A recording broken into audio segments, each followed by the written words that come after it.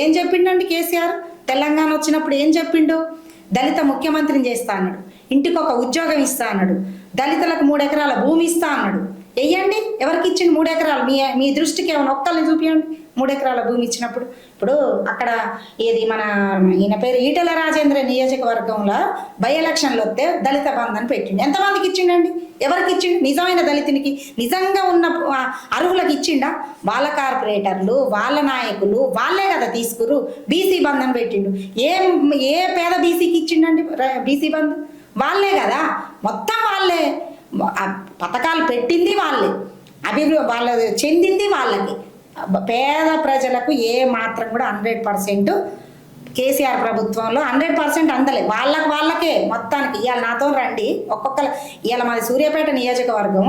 మాకు ఎమ్మెల్యే గారు గుంటగండ్ల జగదీశ్వర్ రెడ్డి గారు. 15 ఏళ్ల కింద ఆయన పరిస్థితి ఏంది, ఇవాళ ఆయన పరిస్థితి ఏంది?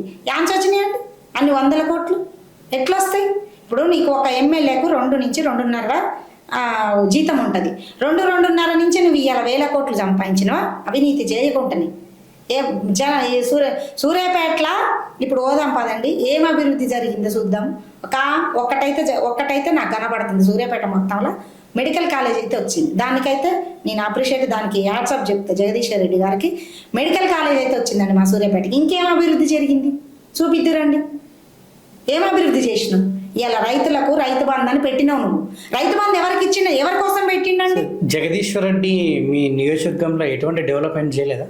అదే చెప్తున్నాగా. ఇప్పుడు సూర్యాపేట పోయిందంటే ఒక మెడికల్ కాలేజ్ అయితే నాకు కనపడుతుంది, మిగతాదైతే నాకు ఏం కనపడలే. మరి ఇప్పుడు రోడ్లు పడ్డాయి, అది పడ్డాయి అంటే దేశం అంతా పడ్డాయి, ఆడబడ్డాయి.